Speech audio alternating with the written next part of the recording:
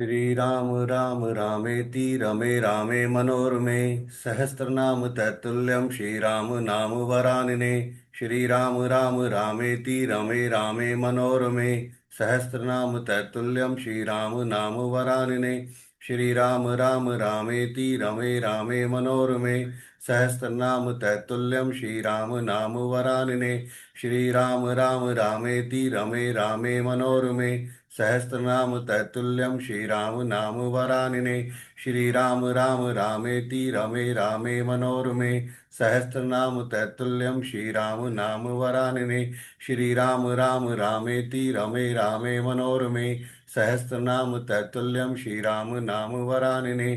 श्री राम राम रामेति रमे रामे मनोरमे सहस्रनाम तैतुल्यम श्री राम नाम वरानिने। कवन सुकाज कठिन जग माई जो नहीं होई ता तुम्हें पाई। कवन सुकाज कठिन जग माई जो नहीं होई ता तुम्हें पाई। कवन सुकाज कठिन जग माई जो नहीं होई ता तुम्हें पाई। कवन सुकाज कठिन जग माई जो नहीं होई ता तुम्हें पाई। कवन सुकाज कठिन जग माई जो नहीं होई ता तुम्हें पाई। कवन सुकाज कठिन जग माई जो नहीं होई ता तुम्हें पाई। कवन सुकाज कठिन जग माई जो नहीं होई ता तुम्हें पाई। नीलांजनम समाभासम रविपुत्रम यमाग्रजम छाया मार्तंड भूतम तम नमामि शनैश्चरम्। गुरु ब्रह्मा गुरु विष्णु गुरुदेवो महेश्वर गुरु साक्षात परब्रह्म तस्मै श्री गुरुवे नमः। तस्मै श्री गुरुवे नमः। तस्मै श्री गुरुवे नमः।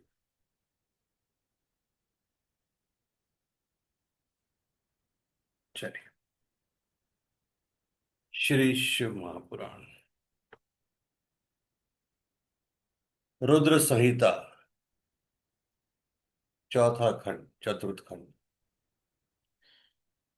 वंदे वंदन तुष्ट मानस मति प्रेम प्रियम प्रेमदम पूर्ण पूर्णम कम प्रपूर्ण निखिलेश्वर कर वासम शिवम सत्यम सत्यम मैं त्रिसत्यम विभम सत्यम प्रियम सततम विष्णु ब्रह्मानुतम स्वीकीय कृपयोपात क्रमम शंकरम।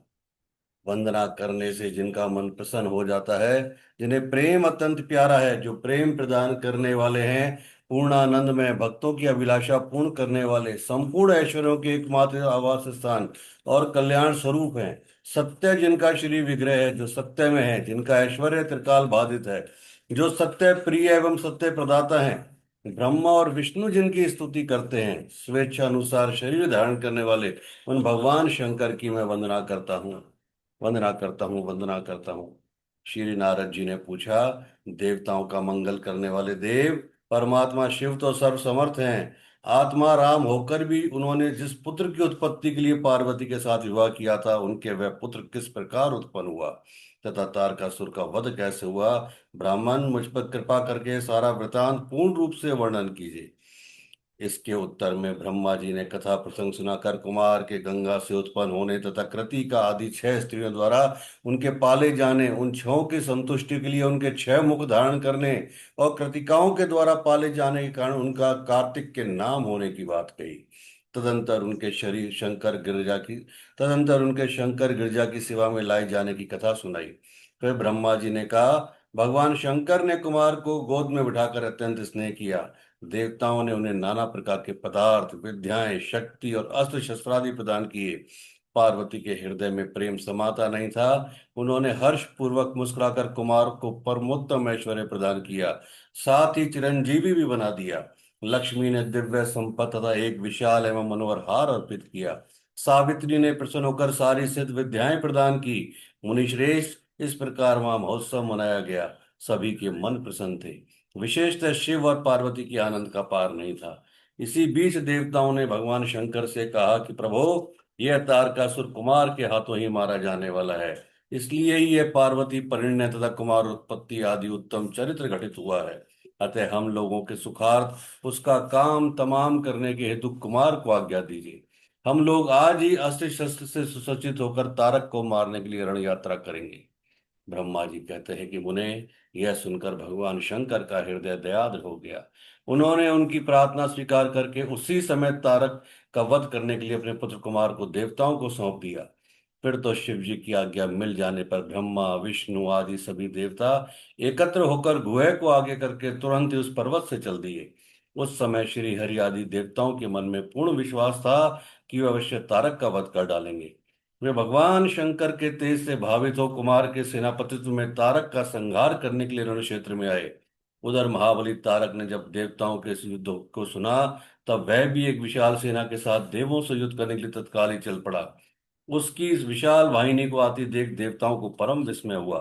फिर तो वे बलपूर्वक बार बार सिंहनाद करने लगे। उसी समय तुरंत ही भगवान शंकर की प्रेरणा से विष्णु आदि संपूर्ण देवताओं के प्रति आकाशवाणी हुई।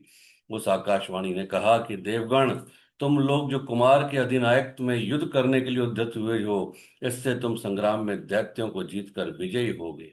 ब्रह्मा जी कहते हैं, मुने, उस आकाशवाणी को सुनकर सभी देवताओं का उत्साह बढ़ गया। उनका भय जाता रहा और वे वीरोचित गर्जना करने लगे। उनकी युद्ध कामना बलवती हो उठी और वे सब के सब कुमार को अग्नि बनाकर बड़ी उतावली के साथ महिसागर संग्राम को गए। उधर बहुसंख्यक असुरों से घिरा हुआ वह तारक भी बड़ी सेना के साथ शीघ्र ही वहां धमका, जहां वे सभी देवता खड़े थे। उस असुर के आगमन काल में प्रलयकालीन मेघों के समान गर्जना करने वाली रणभेरियां तथा अनन्य कर्कश शब्द करने वाले रणवाद्य बज रहे थे। उस समय तारकासुर के साथ आने वाले दैत्य ताल ठोकते हुए गर्जना कर रहे थे। उनके पदाघात से पृथ्वी कांप उठती थी। उस अत्यंत भयंकर कोलाहल को सुनकर भी सभी देवता निर्भय ही बने रहे। वे एक साथ मिलकर तारकासुर से लोहा लेने के लिए डटकर खड़े हो गए। उस समय देवराज इंद्र कुमार को गजराज पर बिठाकर सबके आगे खड़े हुए। वे लोकपालों से घिरे हुए थे और उनके साथ देवताओं की महती सेना थी। तत्पश्चात कुमार ने उस गजराज को तो महेंद्र दे ही दिया, और वे स्वयं एक ऐसे विमान पर आड़ू हुए जो परमाश्चर्य जनक तथा नाना प्रकार के रत्नों से शोभित था। उस समय उस विमान पर सवार होने से सर्वगुण संपन्न महायशस्वी शंकर पुत्र कुमार उत्कृष्ट शोभा से संयुक्त होकर सुशोभित हो रहे थे। उन पर परम प्रकाशमान चंवर डुलाए जा रहे थे। इसी बीच बलाभिमानी एवं महावीर देवता और दैत्य क्रोध से विहल होकर परस्पर युद्ध करने लगे। उस समय देवताओं और दैत्यों में बड़ा घमासान युद्ध हुआ। क्षण भर में ही सारी रणभूमि रुंड मुंडों से व्याप्त हो गई। तब महाबली तारकासुर बहुत बड़ी सेना के साथ देवताओं से युद्ध करने के लिए वेग पूर्वक आगे बढ़ा। उस रण दुर्मुक्त तारक को युद्ध की कामना से आगे बढ़ते देखकर इंद्र आदि देवता तुरंत ही उसके सामने आए। फिर तो दोनों सेनाओं में महान कोलाहल होने लगा। तत्पश्चात देवों तथा असुरों का विनाश करने वाला ऐसा द्वंद्व युद्ध प्रारंभ हुआ, जिसे देखकर वीर लोग हर्षोत्फुल्ल हो गए और कायरों के मन में भय समा गया। इसी समय वीरभद्र कुपित होकर महाबली प्रमथ गणों के साथ वीराभिमानी तारक के समीप आ पहुंचे। वे बलवान गणनायक भगवान शिव के कोप से उत्पन्न हुए थे। अतः समस्त देवताओं को पीछे करके युद्ध की अभिलाषा से तारक के सम्मुख डट गए। उस समय प्रमथ गणों तथा सारे असुरों के मन में परमोल्लास था। अतः वे उस महासमर में परस्पर गुत्थम गुत्थ होकर जूझने लगे। तदंतर वीरभद्र से तारक का भयानक युद्ध हुआ। इसी बीच असुरों की सेना रण से विमुख हो भाग चली। इस प्रकार अपनी सेना को तितर बितर हुई देख उसका नायक तारकासुर क्रोध से भर गया और 10,000 भुजाएं धारण करके सिंह पर सवार हो देवगणों को मार डालने के लिए वेग पूर्वक उनकी ओर झपटा। वह युद्ध के मुहाने पर देवों तथा प्रमथ गणों को मार मार कर गिराने लगा। तब प्रमथ गणों के नेता महाबली वीरभद्र उसके उस कर्म को देखकर उसका वध करने के लिए अत्यंत कुपित हो उठे। फिर तो उन्होंने भगवान शिव के चरण कमल का ध्यान करके एक ऐसा श्रेष्ठ त्रिशूल हाथ में लिया, जिसके तेज से सारी दिशाएं और आकाश प्रकाशित हो उठे। इसी अवसर पर महान कौतुक प्रदर्शन करने वाले स्वामी कार्तिक ने तुरंत ही वीर भाऊ द्वारा कहलाकर उस युद्ध को रोक दिया। तब स्वामी की आज्ञा से वीरभद्र उस युद्ध से हट गए। यह देखकर असुर सेनापति महावीर तारक कुपित हो उठा। वह युद्ध कुशल तथा नाना प्रकार के अस्त्रों का जानकार था। अतः देवताओं को ललकार ललकार कर उन पर बाणों की वृष्टि करने लगा। उस समय बलवानों में श्रेष्ठ असुरराज तारक ने ऐसा महान कर्म किया कि सारे देवता मिलकर भी उसका सामना ना कर सके। उन भयभीत देवताओं को यूं पिटते हुए देखकर भगवान अच्युत को क्रोध हो आया और वे शीघ्र ही युद्ध करने के लिए तैयार हो गए। उन भगवान श्री हरि ने अपने आयुध सुदर्शन चक्र और शांग धनुष को लेकर युद्ध स्थल में महादैत्य तारक पर आक्रमण किया। मुने, तदंतर सबके देखते देखते श्री हरि और तारकासुर में अत्यंत भयंकर एवं रोमांचकारी महायुद्ध छिड़ गया। इसी बीच अच्युत ने कुपित होकर महान सिंहनाद किया और धधकती हुई ज्वालाओं के से प्रकाश वाले अपने चक्र को उठाया। फिर तो श्री हरि ने उसी चक्र से दैत्यराज तारक पर प्रहार किया। उसकी चोट से अत्यंत व्यथित होकर वह असुर पृथ्वी पर गिर पड़ा, परंतु वह असुर नायक तारक अत्यंत बलवान था। अतः तुरंत ही उठकर उस दैत्यराज ने अपनी शक्ति से चक्र के टुकड़े टुकड़े कर दिए। मुने, भगवान विष्णु और तारकासुर दोनों बलवान थे और दोनों में अगाध बल था। अतः युद्ध स्थल में परस्पर जूझने लगे। तब ब्रह्मा जी ने कहा, शंकर सुवन स्वामी कार्तिक, तुम देवाधिदेव हो। पार्वती सुत विष्णु और तारकासुर का यह व्यर्थ युद्ध शोभा नहीं दे रहा है, क्योंकि विष्णु के हाथों इस तारक की मृत्यु नहीं होगी। यह मुझसे वरदान पाकर अत्यंत बलवान हो गया है। यह मैं बिल्कुल सत्य बात कह रहा हूँ। पार्वती नंदन, तुम्हारे अतिरिक्त इस पापी को मारने वाला दूसरा कोई नहीं है। इसलिए महाप्रभु, तुम्हें मेरे लिए कथानुसार करना चाहिए। परंतु अब तुम शीघ्र उस दैत्य का वध करने के लिए तैयार हो जाओ, क्योंकि पार्वती पुत्र तारक का संहार करने के निमित्त ही तुम शंकर से उत्पन्न हुए हो। ब्रह्मा जी कहते हैं, मुने, यो मेरा कथन सुनकर शंकर नंदन कुमार कार्तिकेय हंस पड़े और प्रसन्नता पूर्वक बोले, तथास्तु, ऐसा ही होगा। तब महान ऐश्वर्यशाली शंकर सुवन कुमार तारकासुर के वध का निश्चय करके विमान से उतर पड़े और पैदल हो गए। जिस समय महाबली शिवपुत्र कुमार अपनी अत्यंत चमकीली शक्ति को, जो लपटों से दमकती हुई एक बड़ी उल्का सी जान पड़ती थी, हाथ में लेकर पैदल ही दौड़ रहे थे, उस समय उनकी अद्भुत शोभा हो रही थी। उनके मन में तनिक भी व्याकुलता नहीं थी। वे परम प्रचंड और अप्रमेय बलशाली थे। उन क्षण मुख को अपनी ओर आते देख तारक श्रेष्ठों से बोला, क्या शत्रुओं का संहार करने वाला कुमार यही है? मैं अकेला वीर इसके साथ युद्ध करूंगा, और मैं ही समस्त वीरों, प्रमथगणों, लोकपालों तथा श्री हरि, जिनके नायक हैं, उन देवों को भी मार डालूंगा। तदंतर देवताओं को दुर्वचन कहकर वह असुर तारक भीषण युद्ध करने लगा। उस समय बड़ा विकट संग्राम हुआ। तब शत्रु वीरों का संहार करने वाले कुमार ने शिव जी के चरण कमलों का स्मरण करके तारक के वध का विचार किया। फिर तो महा तेजस्वी एवं महाबली कुमार रोमावेश में आकर गर्जना करने लगे और बहुत बड़ी सेना के साथ युद्ध के लिए डटकर खड़े हो गए। उस समय समस्त देवताओं ने जय जयकार का शब्द किया और देवर्षियों ने इष्टवाणी द्वारा उनकी स्तुति की। तब तारक और कुमार का संग्राम प्रारंभ हुआ, जो अत्यंत दुस्सह, महान, भयंकर और संपूर्ण प्राणियों को भयभीत करने वाला था। कुमार और तारक दोनों ही शक्ति युद्ध में परम प्रवीण थे। अतः अत्यंत रोषावेश में वे परस्पर एक दूसरे पर प्रहार करने लगे। परम पराक्रमी वे दोनों नाना प्रकार के पैंतरे बदलते हुए गर्जना कर रहे थे और अनेक प्रकार से दांव पेच से एक दूसरे पर आघात कर रहे थे। उस समय देवता, गंधर्व और किन्नर सभी चुपचाप खड़े होकर वह दृश्य देखते रहे। उन्हें परम विस्मय हुआ। यहाँ तक कि वायु का चलना बंद हो गया, सूर्य की प्रभा फीकी पड़ गई और पर्वत एवं वन काननों सहित सारी पृथ्वी कांप उठी। इसी अवसर पर हिमालय आदि पर्वत स्नाभिभूत होकर कुमार की रक्षा के लिए वहां आए। तब उन सभी पर्वतों को भयभीत देखकर शंकर एवं गिरिजा के पुत्र कुमार उन्हें सांत्वना देते हुए बोले कि महाभाग पर्वतों, तुम लोग खेद मत करो, तुम्हें किसी प्रकार की चिंता नहीं करनी चाहिए। मैं आज तुम सब लोगों की आंखें के सामने इस पापी का काम तमाम कर दूंगा। ये उन पर्वतों तथा देवगणों को ढाढ़स बधाकर कुमार ने गिरजा और शंभु को प्रणाम किया तथा अपनी कांतिमती शक्ति को हाथ में लिया। शंभु पुत्र कुमार महाबली तथा महान ऐश्वर्यशाली तो थे ही। जब उन्होंने तारक का वध करने की इच्छा से शक्ति हाथ में ली, उस समय उनकी अद्भुत शोभा हुई। तदंतर शंकर जी के तेज से संपन्न कुमार ने उस शक्ति से तारकासुर पर, जो समस्त लोगों को कष्ट देने वाला था, प्रहार किया। उस शक्ति के आघात से तारकासुर के सभी अंग छिन्न भिन्न हो गए और वह संपूर्ण असुरगणों का अधिपति व महावीर सहसा धराशायी हो गया। मुने, सबके देखते देखते वहीं कुमार द्वारा मारे गए तारक के प्राण पखेरु उड़ गए। उस उत्कर्ष वीर तारक को महासमर में प्राण रहित होकर गिरा हुआ देखकर वीरवर कुमार ने पुनः उस पर वार नहीं किया। उस महाबली दैत्यराज तारक के मारे जाने पर देवताओं ने बहुत से असुरों को मौत के घाट उतार दिया। उस युद्ध में कुछ असुरों ने भयभीत होकर हाथ जोड़ लिए, कुछ के शरीर छिन्न भिन्न हो गए और हजारों दैत्य मृत्यु के अतिथि बन गए। कुछ शरणार्थी दैत्य अंजलि बांधकर पाही पाही रक्षा कीजिए, रक्षा कीजिए, यूं पुकारते हुए कुमार के शरणापन्न हो गए। कुछ मार डाले गए और कुछ मैदान छोड़कर भाग गए। सहस्त्रों दैत्य जीवन की आशा से भागकर पाताल लोक में घुस गए। उन सब की आशाएं भग्न हो गई थी और मुख पर दीनता छाई हुई थी। मुनीश पर इस प्रकार वह सारी दैत्य सेना विनष्ट हो गई। देवगणों के भय से कोई भी वहां ठहर न सका। उस दुरात्मा तारक के मारे जाने पर सभी लोग निष्कंटक हो गए और इंद्र आदि सभी देवता आनंद मग्न हो गए।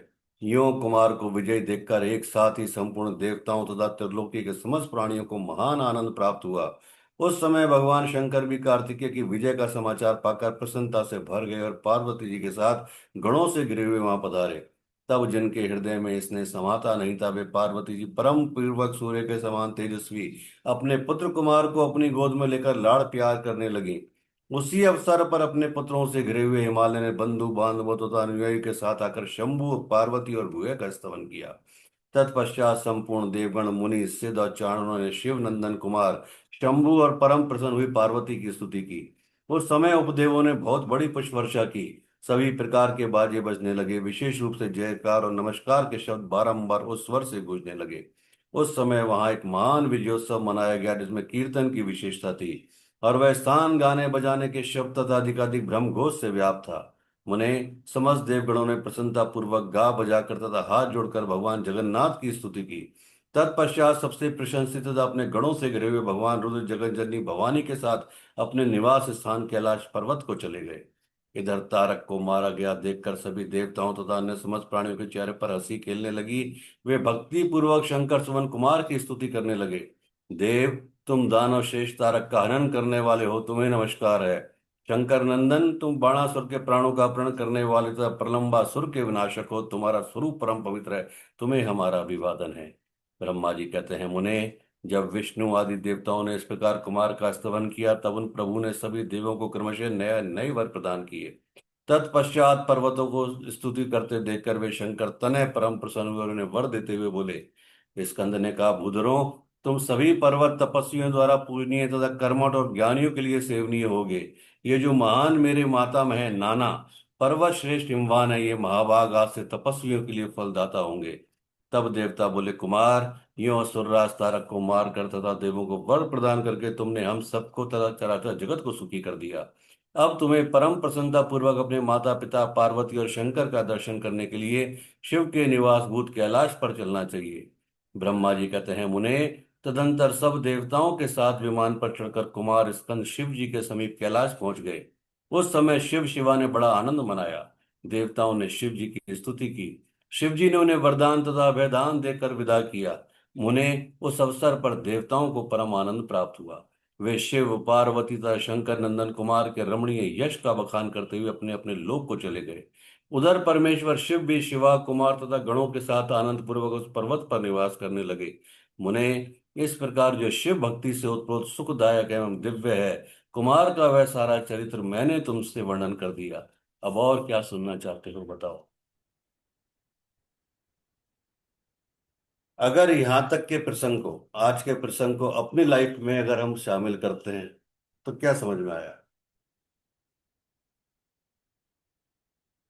अगर इसको हम अपनी लाइफ से कनेक्ट करें, जो भी आज हमने सुना, तो उसमें क्या समझ में आया, क्या लगा कि अपनी लाइफ से कैसे कनेक्ट किया जा सकता है?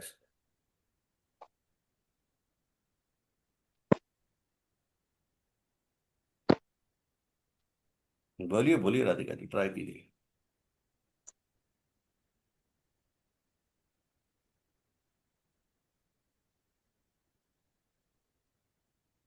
माता पिता का आज्ञा पालन करना and we माइक को should ऊपर कीजिए, माइक को ऊपर कीजिए। we should respect our parents and follow right. the uh, what that may be instruction or whatever the thing that is coming from the mouth of the parents, that is we should follow that, ठीक है। and we should respect the elders. Like all the gods are trusting the small baby means uh, we should get that type of um, uh, containment, that we should uh, arise for this purpose. So we should complete that purpose with full of trust. What is the reason why we are getting this type of birth? We should complete that. Good. And Kartikeya is called as a Devasenadipati. Right. So, being a small boy, he is leading a fully educated and fully well grown gods. So many powerful gods are there, but they are unable to drive the Sena. That small, even he is very small, but he is having that type of energy to lead the team to win in that particular war, that is fighting against the false things or whatever that may be. So we should win if we are having that type of commitment that not depending on the age, that depending on jnana. Why? Because prajna vivardhana kartikeya. So kartikeya is full of wisdom. If we are having such type of wisdom, we can lead such type of sena, those who are very bigger than our age. And even though we are small in the age, if we are having that type of well knowledge, we can do the miracles in the life. Very good, very Jai good. Guru. हाँ जी, जी धर्मिष्ठा जी, आया कुछ? राधे राधे गुरुदेव। याद मुझे ये समझ में आया कि अगर कोई कार्य या कुछ डिसाइड किया है यूनिवर्स ने, तो उसके लिए एक करेज होना चाहिए। अगर आप चाहे बड़े हो या छोटे हो, पर अगर आपके अंदर वो हिम्मत या करेज है, तो आप किसी से भी लड़ सकते हो। ये सामने कोई भी परिस्थिति हो, आप, हाँ, परिस्थिति वो होनी चाहिए जिसमें आपको सच्चाई का साथ देना है।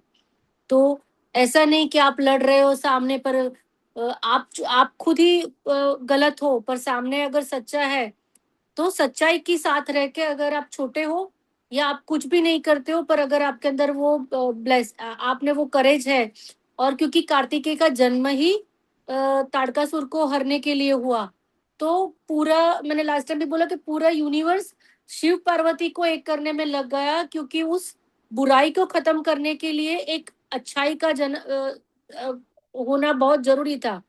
तो छोटा यानी एक आपके छोटा सा भाव, अगर आपके अंदर, आपके मन के अंदर वो भाव है, चाहे वो छोटा है पर एक प्योर है, और वो हिम्मत है, तो आप बड़े से बड़े बुराइयों से भी लड़ सकते हो। तो ये लड़ाई आपकी खुद के अंदर वाली है।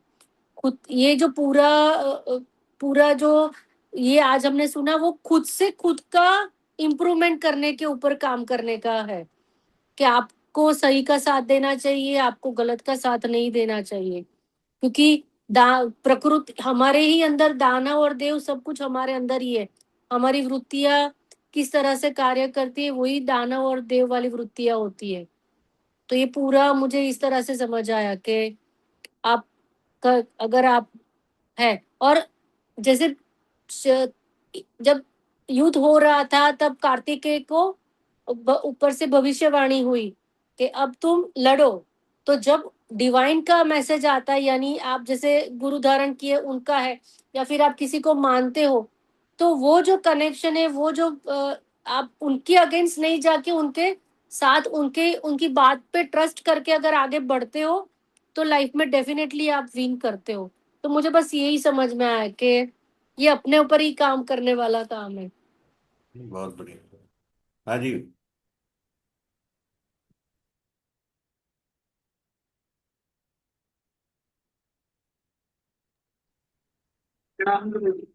जी खुश रहो, बताओ क्या समझ में आया? गुरु जी, यहाँ पे एक चीज थी कि अ, पहले चीज तो जो कि ईगो, अभिमान, जो चीज इंसान लेके चलता है अपने अंदर, वो सारी चीजें खत्म हो और अपनी नेगेटिविटी को दूर करे। साथ में एक चीज ये थी कि यहाँ पे अगर कोई चीज सीखना हो या कोई कुछ काम करना हो, तो वहाँ पे एज मैटर नहीं करती।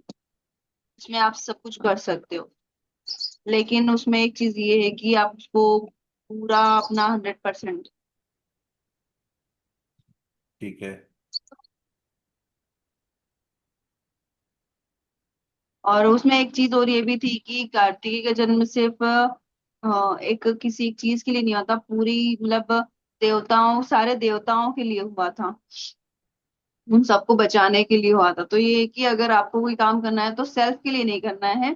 सेल्फ के लिए करोगे तो वो इतना काम नहीं करेगा जितना आप 10 लोगों के लिए करोगे। तो वो कहते हैं ना कि आप अपना कर्म करते जाओ। जब 10 लोग आपके लिए प्रेयर करेंगे तो वो अपने आप आपका हो ही जाएगा। तो आपको सेल्फ के लिए नहीं करना है, और इस इंटेंशन से भी नहीं करना है कि आपका हो जाएगा ऐसा। ठीक है, चाहे श्री शिव महापुराण पढ़े, चाहे श्रीमद् भागवत गीता सुने, चाहे श्री रामचरितमानस सुने, चाहे श्री गुरु ग्रंथ साहिब सुने, चाहे कुरान शरीफ सुने, चाहे बाइबल साहब सुने, हर ग्रंथ, हर उपनिषद, हर प्राण एक ही संदेश देता है कि सबसे पहले किसी भी इंसान को अपने ऊपर काम करने की जरूरत है। सारे ग्रंथ आप ही की कहानी है, चाहे वो बाइबल हो, चाहे वो कोई से भी जो ग्रंथ हमने नाम लिए, सब आपकी कहानी है, चाहे वो कृष्ण अर्जुन श्रीमद् भागवत हो, कुछ भी हो। कैसे हम उनसे कनेक्ट कर पाते हैं उस चीज को लेके, वो बहुत इंपॉर्टेंट रोल प्ले करता है। सब जानते हैं कि झूठ बोलना पाप है, बचपन से सिखाया गया। क्या बावजूद उसके हमने झूठ बोलना छोड़ दिया? सब झूठ बोलते हैं। सब जानते हैं चोरी करना पाप है, कि क्या हमने चोरी करना छोड़ दिया? चोरी का मतलब केवल यही नहीं होता कि मैंने किसी के सामान की चोरी की। चोरी बहुत तरह की होती है ना। तो पता तो सबको सब कुछ है, पता तो सबको है कि ये रास्ता ऐसे जाएगा और वहां जाके हम डेस्टिनेशन पे पहुंच जाएंगे। पर क्या हम उस रास्ते पे चल पाते हैं? तारकासुर क्या है? तारकासुर कोई राक्षस नहीं है, तारकासुर हमारे मन की नेगेटिविटी है। और कार्तिकेय कोई देव नहीं है, कार्तिकेय हमारे मन की पॉजिटिविटी है। पार्वती, भगवान शंकर, ब्रह्मा, विष्णु, महेश, इंद्र या बाकी सभी देवी देवता, ये हमारी बुद्धि है, विवेक है, माइंड है, सब कुछ है हमारे पास। हमारे पास एक चीज नहीं है, सरेंडर। किसी भी ग्रंथ को उठा के देख लीजिए, ओवरऑल जिसने भी विजय पाई है या जो भी हुआ, वो सरेंडरशिप से हुआ है। और जब जहां सरेंडरशिप आती है, वहां लॉजिक, वहां क्वेश्चन, वहां इफ बट किंतु परंतु, कैसे क्यों क्या, वो सब खत्म हो जाता है। जब तक ये चीज मौजूद है, तब तक चीजें काम नहीं करती। एक चीज जो इस आज के प्रसंग में सबसे महत्वपूर्ण है, वो एक चीज है कि महादेव तो एक ऐसे देव हैं कि जो चाहे वो, जिन्होंने पूरी सृष्टि को सब कुछ किया, ब्रह्मा विष्णु तक उन्होंने वो किया, कि वो एक सेकंड में सब कुछ कर सकते हैं। बावजूद उसके उन्होंने एक चीज बताई, या हर ग्रंथ एक चीज बताता है, कि समय से पहले कुछ नहीं होता। हर व्यक्ति को उसके कर्मों का फल भोगना है। और एक चीज विशेष तौर पे जो मैं बताऊं आपको, कि इस सृष्टि में अगर कोई भी चीज होती है, आपका बीमार होना, आपका बुखार होना, आपका कोल्ड कफ होना, आपका गायनिक इश्यूज होना, हर चीज के पीछे कोई ना कोई कारण जरूर छुपा हुआ है। आपके साथ अच्छा हुआ तो कारण है, बुरा हुआ तो कारण है, मीडियम हुआ तो कारण है, पर बिना कारण के कोई चीज नहीं हो सकती। कोई रिश्ता बना, ब्रेकअप हो गया, टूट गया। कोई शादी हुई, टूट गई। कोई नया रिश्ता बना, बिना किसी कारण के कुछ नहीं होता। ये पक्की बात है। जब आप जिस दिन ये समझ में आ गया कि हर चीज के पीछे कोई कारण है, अच्छा या बुरा, तभी चीजें काम करती है। महादेव चाहते तो खुद तारकासुर को मार सकते थे, सेकंड का काम था। माँ पार्वती मार सकती थी, शक्ति रूप है। लेकिन बावजूद उसके उन्होंने अपने एक छोटे बच्चे को भेजा, अपने जिगर के टुकड़े को भेजा, है ना। आज आप भारतीय सेना में या कहीं भी, आज आप अपने 20 22 25 साल के बच्चे को भेजते हो, और वो ना जाने कितने 70 50 60 साल वालों से लड़ाई करता है ना। तो सेम उसी तरीके से उन्होंने भी भेजा, और उसकी जीत हुई। अगर वो ब्लेसिंग्स आपके साथ में है, वो 100% का सरेंडरशिप आपके साथ में है, काम करने का जज्बा और जुनून आपके साथ में है, तो आपको कोई नहीं हरा सकता।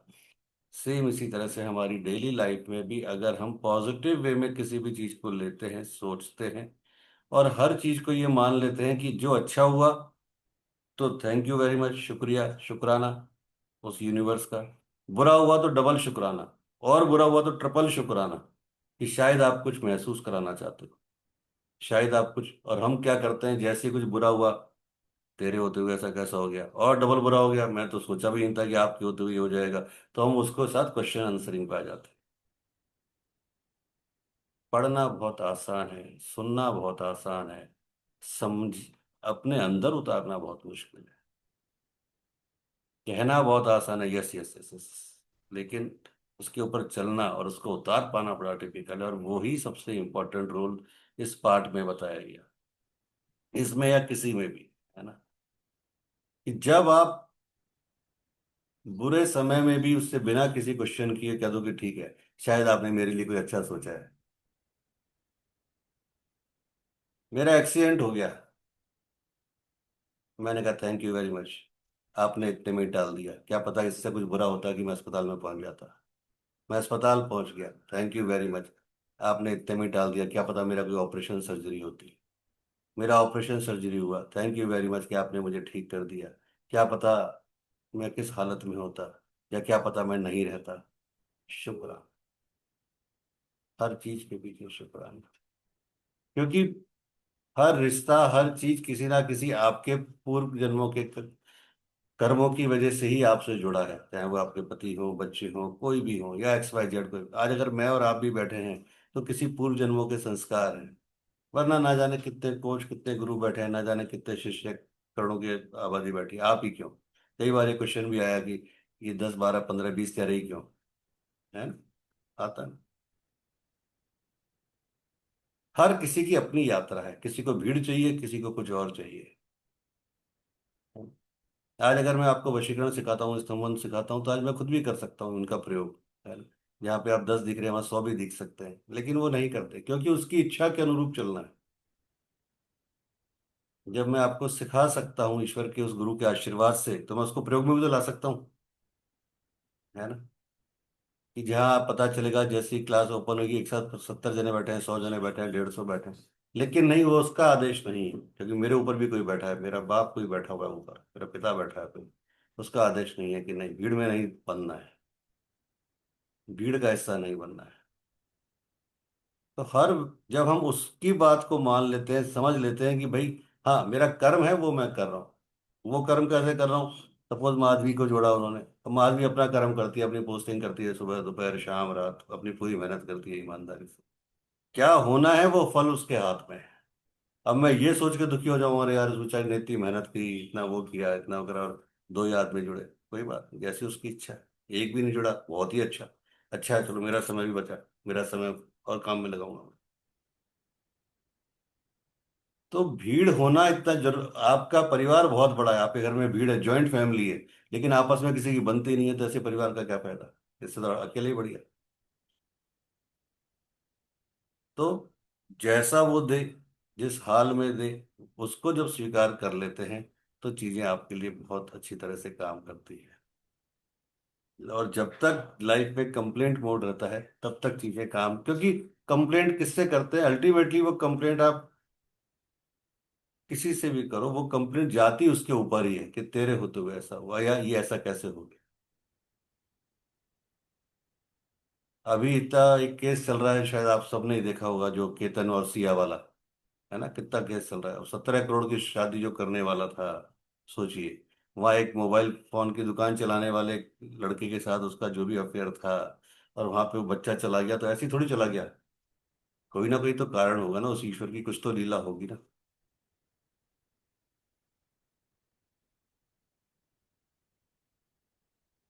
क्या पता, अगर सिया की शादी होती तो पूरा परिवार खत्म हो जाता, वो सबके साथ कुछ ऐसा करती कि सभी एक गहरी नींद में सो जाते। बहुत सारे केस हुए हैं ऐसे, लेकिन किसी एक को अपना बलिदान देके बाकी सबको बचाना था, है ना? बहुत सारे कारण होते हैं, हर चीज के पीछे एक कारण होता है, ऐसे कुछ नहीं होता।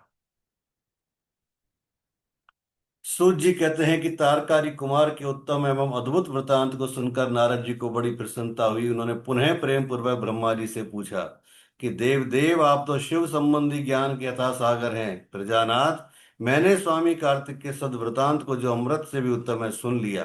अब गणेश का उत्तम चरित्र सुनना चाहता हूँ। आप उनका जन्म वृतांत तथा दिव्य चरित्र, जो संपूर्ण मंगलों के लिए मंगल है, वर्णन कीजिए। सूत जी कहते हैं, महामुनि नारद का ऐसा वचन सुनकर ब्रह्मा जी का मन हर्ष से गदगद हो गया। वे शिव जी का स्मरण करके बोले। ब्रह्मा जी ने कहा, नारद, पहले जो मैंने विधि पूर्वक गणेश की उत्पत्ति का वर्णन किया था कि शनि की दृष्टि पड़ने से गणेश का मस्तक कट गया था, तब उस पर हाथी का मुख लगा गया था, वह कल्पांतर की कथा है। अब श्वेत कल्प में घटित हुई गणेश की जन्म कथा का वर्णन करता हूँ, जिसमें कृपालु शंकर ने ही उनका मस्तक काट लिया था। मुने, इस विषय में तुम्हें संदेह नहीं करना चाहिए, क्योंकि भगवान शंभु कल्याणकारी, सृष्टिकर्ता और सबके स्वामी हैं। वे ही सगुण और निर्गुण भी हैं। उन्हीं की लीला से सारे विश्व की सृष्टि, रक्षा और विनाश होता है। मुनि श्रेष्ठ, अब प्रस्तुत विषय को आदर पूर्वक श्रवण करो। एक समय पार्वती जी की जया विजया नाम वाली सखियां उनके पास आकर विचार करने लगीं कि सखी, सभी गण रुद्र के ही हैं। नंदी, भृंगी आदि जो हमारे हैं, वे भी शिव के ही आज्ञा पालन में तत्पर रहते हैं। जो असंख्य प्रमथ गण हैं, उनमें भी हमारा कोई नहीं है। वे भी सभी शिवाज्ञा परायण होकर द्वार पर खड़े रहते हैं। यद्यपि वे सभी हमारे भी हैं, तथापि उनसे हमारा मन नहीं मिलता। अतः पाप रहिते आपको भी हमारे लिए गण की रचना करनी चाहिए। ब्रह्मा जी कहते हैं, मुने, जब सखियों ने पार्वती जी से ऐसा सुंदर वचन कहा, तब उन्होंने उसे हितकारक माना और वैसा करने का विचार भी किया। तदंतर किसी समय जब पार्वती जी स्नान कर रही थी, तब सदाशिव नंदी को डरा धमकाकर घर के भीतर चले आए। शंकर जी को आते देख स्नान करती हुई जगत जननी पार्वती उठकर खड़ी हो गई। उस समय उनको बड़ी लज्जा आई। वे आश्चर्यचकित हो गई। इस अवसर पर उन्होंने सखियों के वचन को हितकारक तथा सुखप्रद माना। उस समय ऐसी घटना घटित होने पर परमाया परमेश्वरी शिव पत्नी पार्वती ने मन में ऐसा विचार किया कि मेरा कोई एक ऐसा सेवक होना चाहिए जो परम शुभ कार्य कुशल और मेरी आज्ञा में तत्पर रहने वाला हो, उससे तनिक भी विचलित होने वाला ना हो। यों विचार कर पार्वती देवी ने अपने शरीर के मैल से एक ऐसे चेतन पुरुष का निर्माण किया जो संपूर्ण शुभ लक्षणों से संयुक्त था। उसके सभी अंग सुंदर एवं दोष रहित थे। उसका शरीर विशाल, परम शोभायमान और परम महान बल पराक्रम से संपन्न था। देवी ने उसे अनेक प्रकार के वस्त्र, नाना प्रकार के आभूषण और बहुत सा उत्तम आशीर्वाद देकर कहा, तुम मेरे पुत्र हो, मेरे अपने हो। तुम्हारे समान प्यारा मेरा यहाँ कोई दूसरा नहीं। पार्वती के ऐसा कहने पर वह पुरुष ने नमस्कार करके बोला कि माँ, आज आपको कौन सा कार्य आ पड़ा, मैं आपके कथनानुसार उसे पूर्ण करूंगा।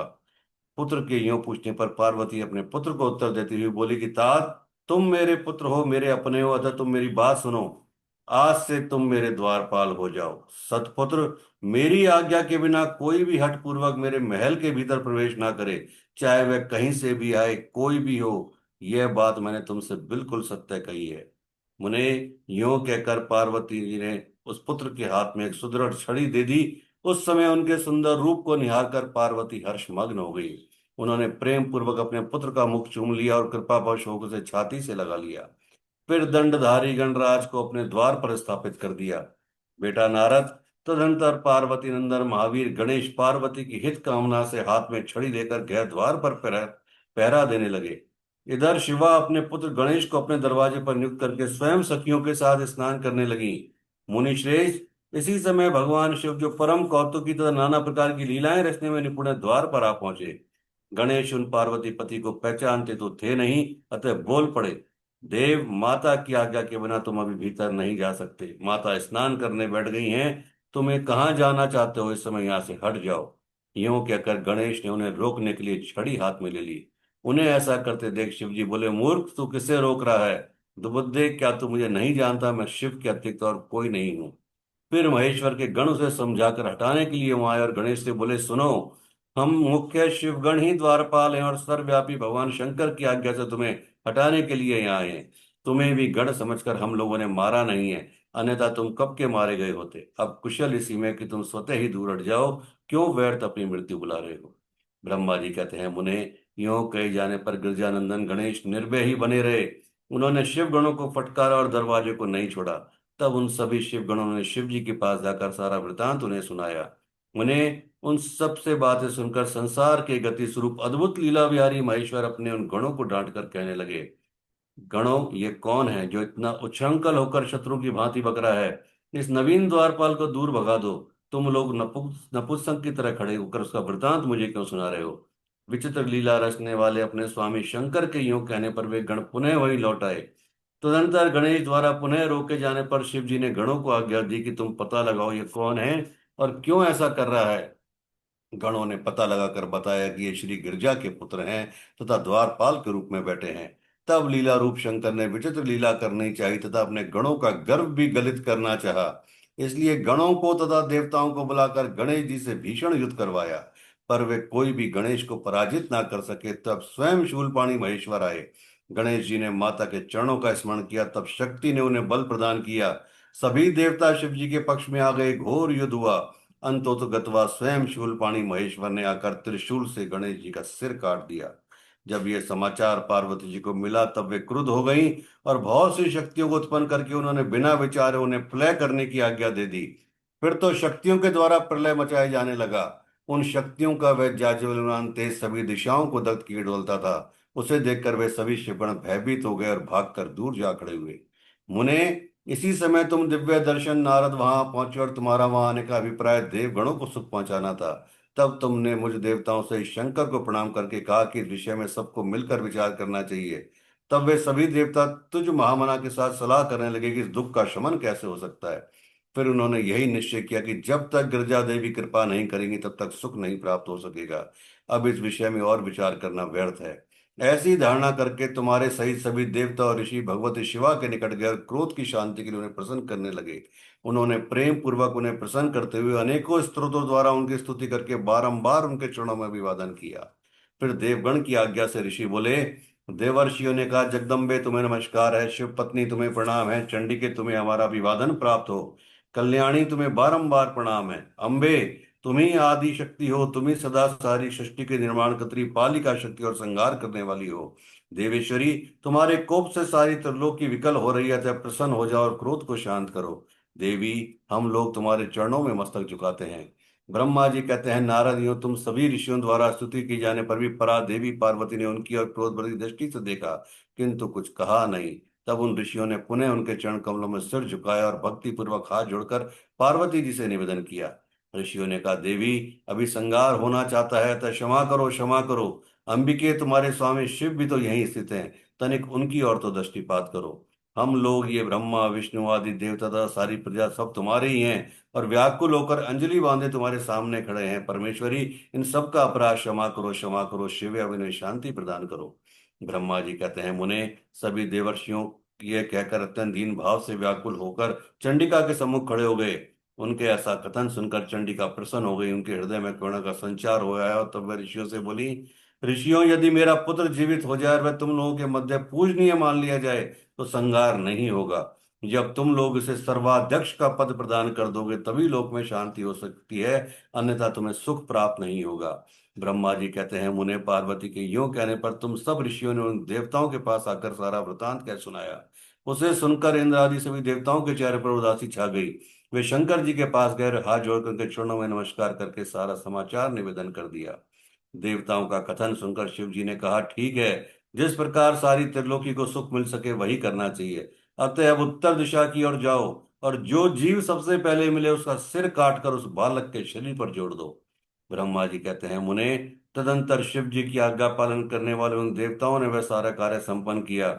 उन्होंने उस शिशु शरीर को धो पहुंचकर विधिवत उसकी पूजा की। फिर वे उत्तर दिशा की ओर गए। वहां उन्हें पहले पहले एक दांत वाला हाथी मिला। उन्होंने उसका सिर लाकर उस शरीर पर जोड़ दिया। हाथी के उस सुर को संयुक्त कर देने के पश्चात सभी देवताओं ने भगवान शिव आदि को प्रणाम करके कहा कि हम लोगों ने अपना काम पूर्ण किया, अब जो करना शेष है उसे आप करें। ब्रह्मा जी कहते हैं, तब शिवाज्ञा का पालन संबंधी देवताओं की बात सुनकर सभी देवों और पार्षदों को महान आनंद हुआ।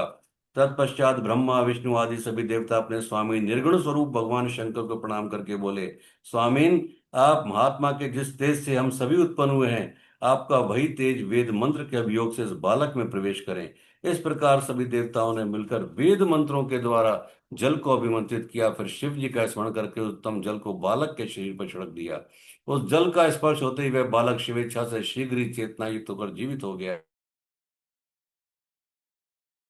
भाग्यशाली बालक अत्यंत सुंदर था। उसका मुख हाथी का था, शरीर का रंग हरा लाल था, चेहरे पर प्रसन्नता खेल रही थी, उसकी आकृति कमनीय थी और उसकी सुंदर प्रभाव फैल रही थी।